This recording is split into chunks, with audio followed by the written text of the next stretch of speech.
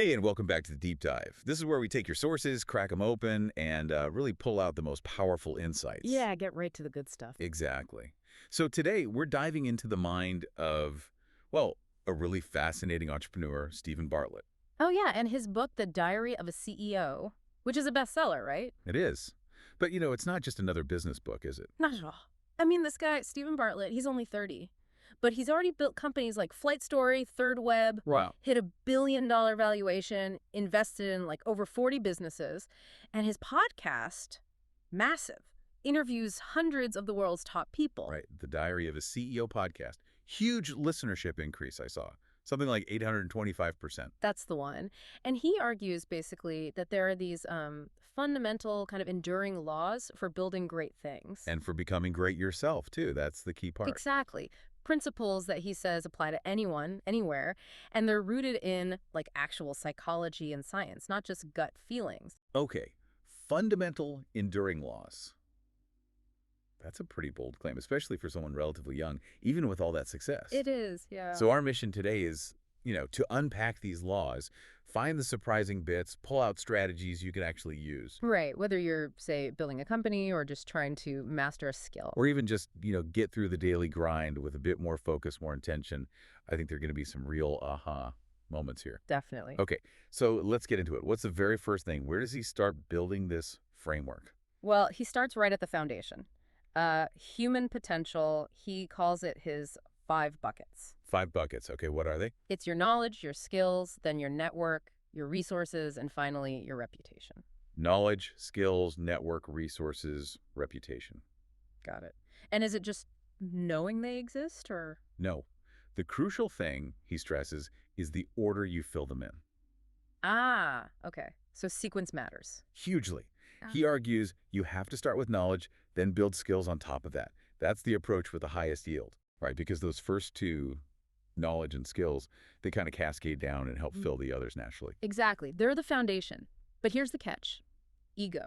Ego. Always the ego. Yeah. It tempts us, to jump straight to chasing the money, the network, the status, skipping the hard part. Right. Like trying to build a skyscraper on, I don't know, quicksand.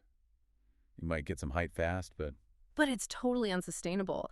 Bartlett actually tells the story about a 21-year-old CEO took this massive role. But without the foundational knowledge or skills. Precisely. Classic case of weak foundations. Empty buckets, basically. It just crumbles. So it sounds like the real aha moment isn't just identifying the buckets, but understanding that skipping those first two is where things go wrong. That's spot on. It's about that sequential investment. Okay, so if ego is the big obstacle there, does he give any, practical tips for fighting that urge beyond just being aware of it? Well, awareness is the first step, for sure, but he also pushes this idea that real prosperity isn't about what you have. Right, it's what you know and what you can do. Exactly. Focusing on that long-term, sustainable growth that comes from really building up that knowledge and those skills first. Makes total sense. Yeah. Okay, so you build that foundation in yourself. How does that connect to interacting with others? Communication, maybe? Yeah, absolutely. He moves right into that and introduces this really counterintuitive law. It kind of flies in the face of how most of us argue or debate. Oh, what is it? He argues, you must never disagree. Never disagree. Okay, that sounds extreme. Mm-hmm. How does that even work? I know, right? But it's not just about being polite. He points to neuroscience research, Tali Sharot's work. Okay. It shows that when someone directly disagrees with us, our brains, they kind of literally freeze and shut down. Freeze and shut down, like a defense mechanism. Sort of, yeah. It's like a perceived threat to our worldview. But if you find common ground first... Then the brain stays open, receptive. Exactly. That's when learning or persuasion can actually happen. Huh. You see this all the time, don't you? Climate change debates. Perfect example. Scientists pile on more evidence, more facts, but for some people who already disagree, their belief actually seems to get stronger against it. Right. The disagreement just reinforces their position. So Bartlett, referencing Sharot, says the secret is finding what you do agree on first. Building bridges, not walls. That's the idea. Build a bridge to understanding before you try to get them across it. If you're talking to someone about their ancient phone. Yeah. Don't start with your phone's terrible. Start with, wow, that phone really was amazing back in the day, or it's been so reliable for you, hasn't it? Find that shared reality first. Okay, but what about really tough topics where disagreement feels, I don't know, necessary? He'd argue it's about how you phrase it. Less, you're wrong. More, okay, I see your point, and have you considered this other perspective or evidence? Subtle but important difference. Definitely. And this leads him to a deeper question. If we don't really choose our beliefs, how can we possibly change them? Ours or someone else's? Right. How do you shift a deeply held conviction? He uses this pretty provocative thought experiment. Imagine you saw a known terrorist turn water into wine. Like a miracle. Okay. Weird, but okay. Would that change your fundamental belief about that person? He cites a survey where like 77% of people said yes, it would. Wow. So a single piece of powerful contradictory evidence can potentially overwrite a strong belief. Exactly.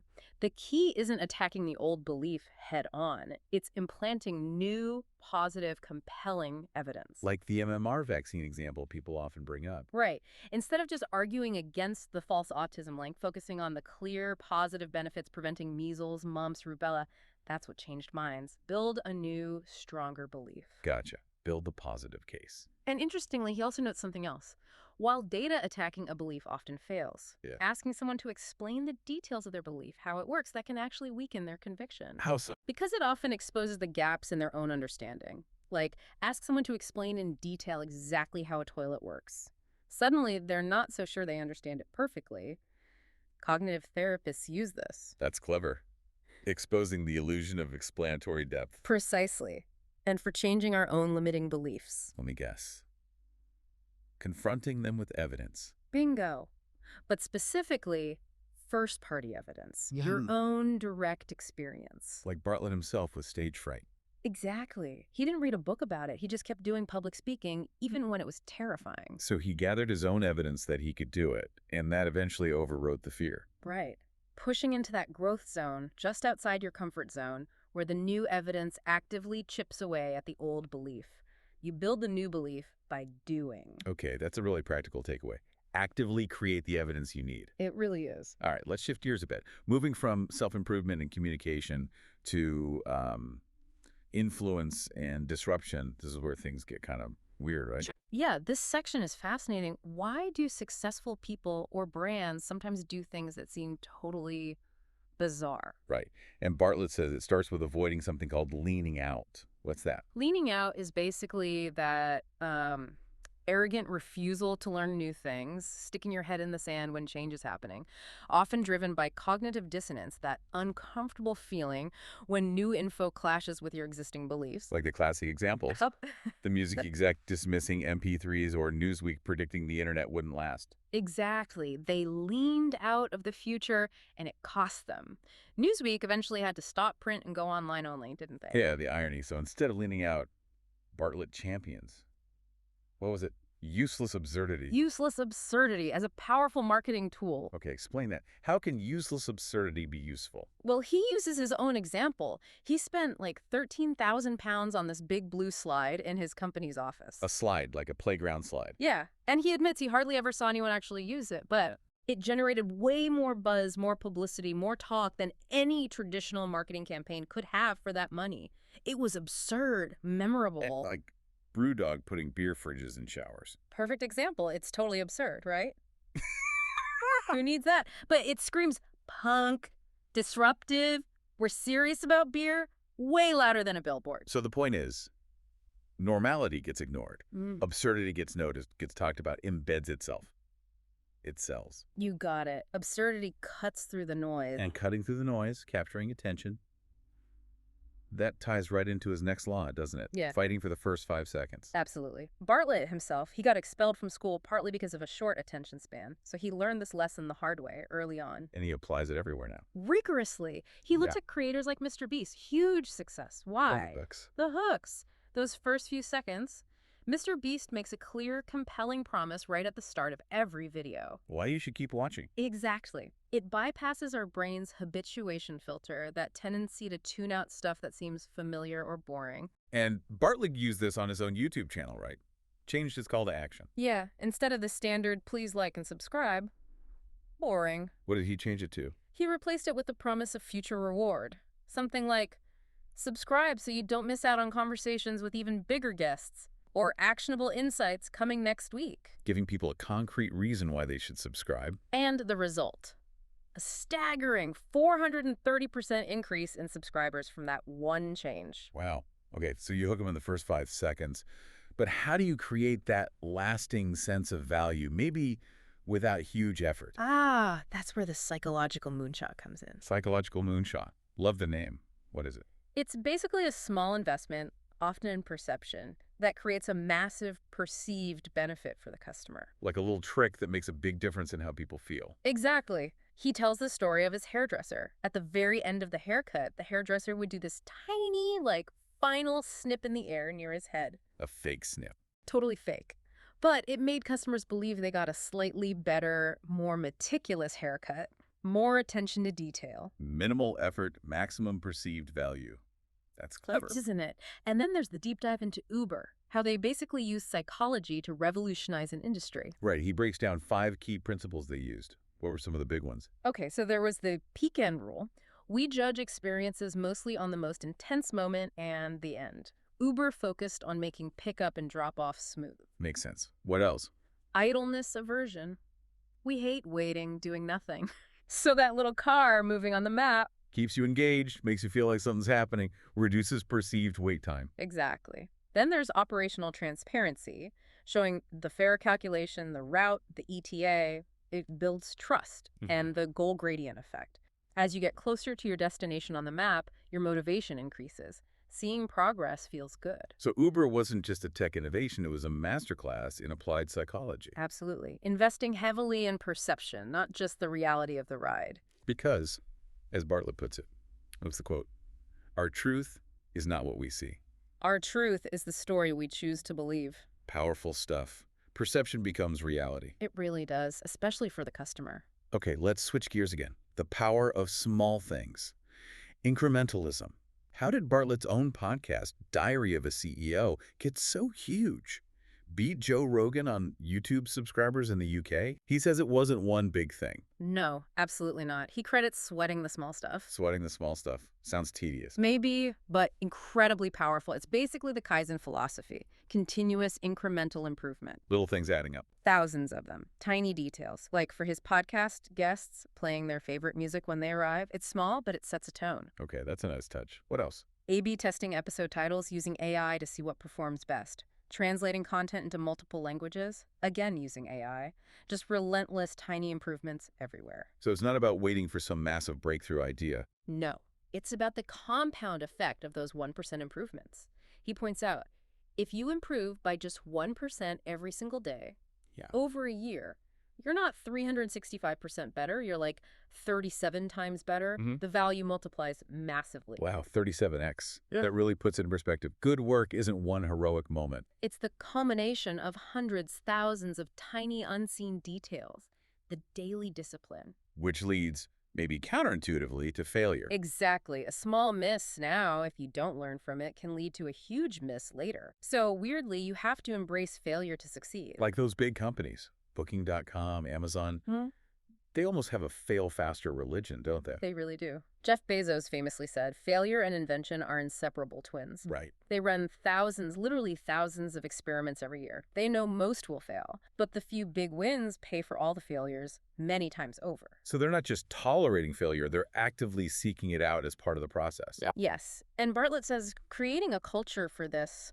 means, cutting bureaucracy so people can try things quickly, making failure okay, maybe even promoting people who try lots of things, even if some fail. And getting rid of those toxic bad apples. Crucial. People who punish failure or gossip about mistakes, they can poison the whole well, stop others from taking risks. You need psychological safety. So building a culture where failure is seen as data, as learning. That's the goal. See it as a stepping stone, not an endpoint. Okay, this next one feels really vital. Asking one simple, powerful question. Ah, yes. Why will this idea fail? Why will it fail? Not why will it succeed, which is what everyone usually focuses on. Exactly. Bartlett did this survey over 1,000 founders. Something like 87% were crystal clear on why their idea would succeed. Sounds about right. Optimism bias. Totally. But only 6% were clear on the reasons it might fail. Wow, that's a huge blind spot. Driven by optimism, maybe groupthink. All of that. We fall in love with our ideas. And Bartlett shares his own painful, or almost painful, experience with this. Oh, yeah. What happened? He was about to launch this huge, ambitious podcast network, multi-million-dollar project, all systems go. Okay. Then, almost at the last minute, he asked his team that uncomfortable question. Okay, guys, why will this fail? And what did they say? Did it change things? So the answers forced them to confront some hard truths, some major potential weaknesses they hadn't fully considered. So they stopped it. They scrapped the whole thing, redirected all that energy back into his main podcast, and that focus, he says, directly led to something like 900% audience growth for Diary of a CEO. Incredible. Saved by one uncomfortable question. It's the pre-mortem method, basically, doing a metaphorical autopsy before you launch to find the potential causes of death while you can still fix them. Such a smart, practical tool. Pre-mortem. Okay? Inoculates you against future disaster, hopefully. Finally, let's talk about discipline. This gets pretty personal, doesn't it? Very personal. He starts by asking us to confront our own mortality. It sounds morbid, but... How does he frame it? Well, he calculates, at 30 years old, he figures he has roughly 17,228 days left, give or take. Whoa. Putting an actual number on it like that?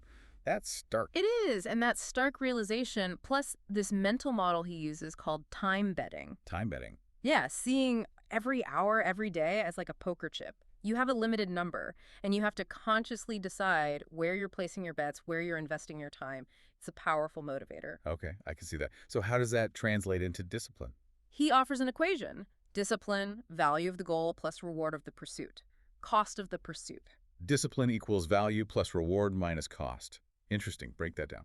So the value is how much the end goal means to you. Reward is how enjoyable or satisfying the process of getting there is. And cost is, the effort, friction, pain involved in doing it. So it's not just about willpower. Not at all. It's about designing your pursuit so the value and reward significantly outweigh the cost. He uses his journey learning to DJ as an example. Okay, how did he apply the equation there? Well, the goal value was high. He wanted to be able to DJ. But critically, he focused on making the pursuit rewarding. Finding new music he loved, getting into that flow state while practicing, that was the reward. And minimizing the costs. Exactly. He kept his DJ equipment set up permanently on his kitchen table. Always visible, always ready, just one button press to start practicing, minimal friction, minimal cost to get started each time. So making it easy to start and enjoyable to continue kept his discipline high, even when motivation dipped. That's the core idea. Design the process. Make discipline easier by rigging the game in your favor. And part of that cost calculation might be realizing you're just not good at something. Absolutely. He mentions knowing when to delegate, when to lean into your natural strengths. He quotes the comedian Jimmy Carr. What's so? Something like, the world doesn't reward all-rounders. It rewards people who are exceptional at something. Find your leverage point, focus there, and maybe delegate the rest. Don't try to force discipline in areas where the cost will always be too high for you. Find your unique advantage and double down. Okay. Wow.